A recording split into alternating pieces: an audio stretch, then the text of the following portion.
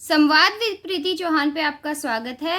यदि आप चैनल पर नए हैं तो कृपया इसे सब्सक्राइब कीजिए और बेल आइकन को प्रेस करके ऑल पर क्लिक कीजिए ताकि आपको आने वाले वीडियोस की नोटिफिकेशन सही समय पर मिलती रहे। नमस्कार।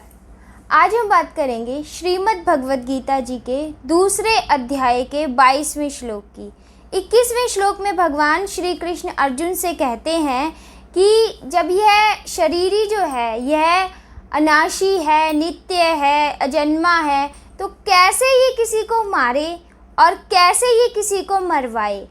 तो ये जो निर्विकारता है इस शरीरी की, इसको दृष्टांत रूप से श्री कृष्ण कैसे अर्जुन को समझाते हैं, यह हमें 22वां श्लोक बताता है।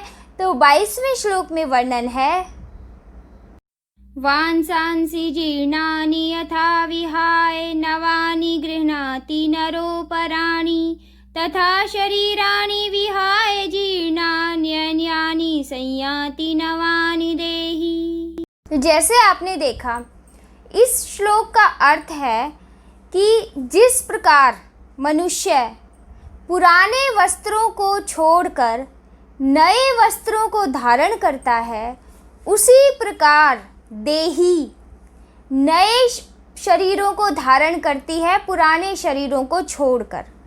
तो ये दृष्टांत रूप से, अर्थात ये उदाहरण देकर श्री कृष्ण अर्जुन से कह रहे हैं कि जैसे मनुष्य पुराने कपड़ों को छोड़कर नए कपड़ों को धारण करता है, उसी प्रकार शरीरी अर्थात देही पुराने शरीर, पुरानी देह का त्याग करके नए शरीर, नई देह को ग्रहण करती है।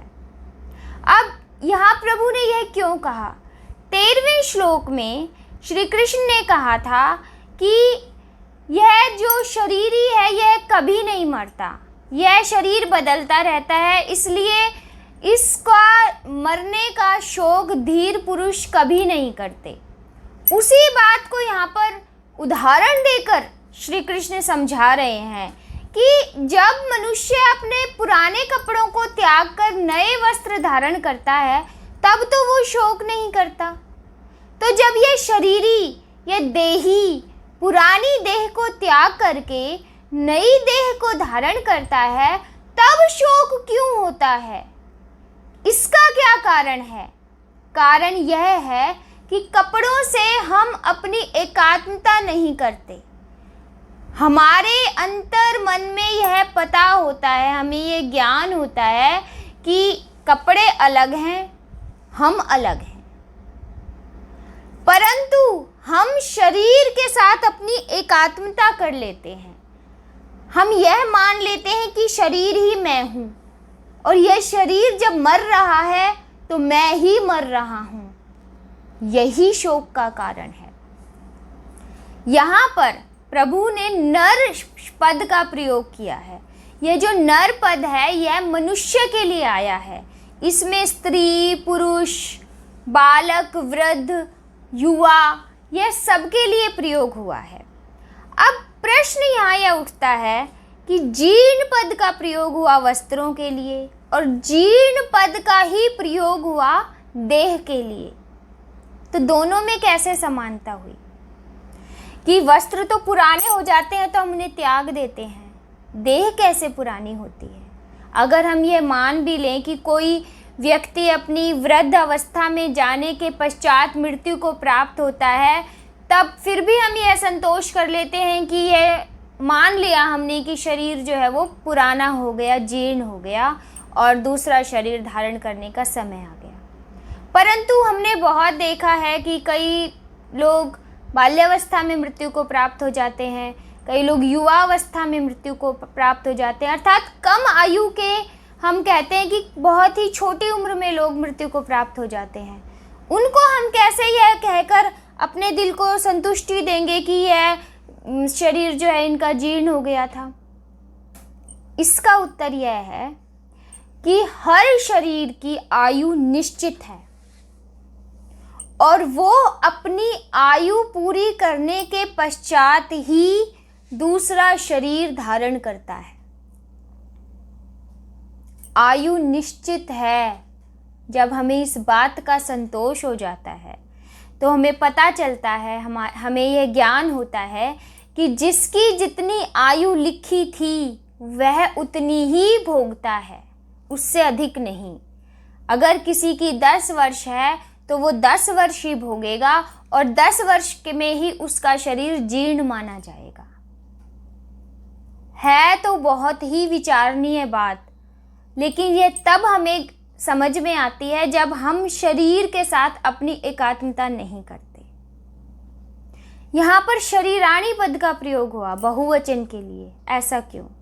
शरीरी तो एक ही है, परंतु वे अनेकों शरीरों में घूमता रहता है, और वो तब तक घूमता है जब तक उसे स्वयं का बोध नहीं हो जाता।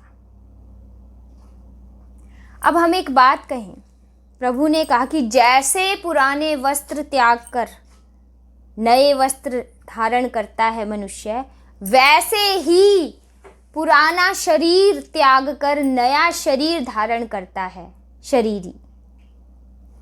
तो देखो, हम यह भी कह सकते हैं कि जब हम पुराने वस्त्रों का त्याग करते हैं, नए वस्त्र पहनते हैं, तो हमें खुशी होती है, हमें आनंद होता है।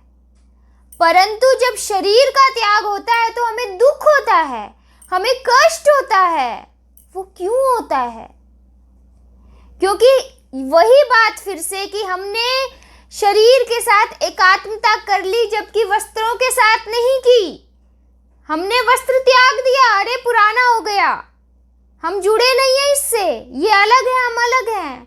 पर शरीर के साथ एकात्मता कर ली, मैं मर रहा हूं। और दुख और अधिक तब होता है जब जीने की इच्छा रहती है, हाय मैं जीऊं, मैं जीऊं, मैं जीना चाहता हूं, परंतु शरीर की आयु पूरी हो गई है। जब अंतर मन में इसका ज्ञान हो जाएगा कि शरीर ही नहीं मरेगा, तब दुख भी नहीं होगा। जब एकात्मता नहीं रहेगी शरीर से, तो कष्ट भी नहीं होगा। एक इच्छा शक्ति होती है, एक प्राण शक्ति होती है। मनुष्य में इच्छा शक्ति है, उसकी इच्छाएं निरंतर बढ़ती हैं, एक पूरी हुई दूसरी जागृत हो जाती है। तो ईश्वर तो इच्छा पूरी कर रहे हैं नए नए शरीर देकर। जैसे हम खुश होते हैं नए नए वस्त्र पहनकर, तो ईश्वर हमारी इच्छाएं पूरी कर रहे हैं नए नए शरीर देकर, अलग अलग शरीर देकर हमारे कर्मों के हिसाब से। जिस दिन ये इच्छा शक्ति समाप्त हो जाएगी, उस दिन प्राण शक्ति क्षीण होने के पश्चात भी हम निरंतर जन्म मरण के चक्कर में नहीं फंसेंगे। ये समझाना चाह रहे हैं प्रभु। और अंत में वही बात कि मरता शरीर है, शरीरी नहीं। शरीरी नित्य है, निरंतर है, अजन्मा है, नहीं मरता। शरीर मरता है, परंतु हमें इसका ज्ञान नहीं है। अगर हमें इसका ज्ञान हो जाएगा तो जन्म मरण के चक्कर में कौन पड़ेगा, अपने कर्मों के हिसाब से फल कौन भोगेगा, स्वर्ग नरक का रास्ता कौन देखेगा, फिर तो हम मोक्ष को ना पालेंगे।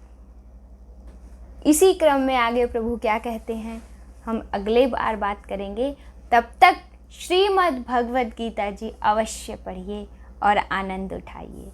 जय श्री कृष्ण।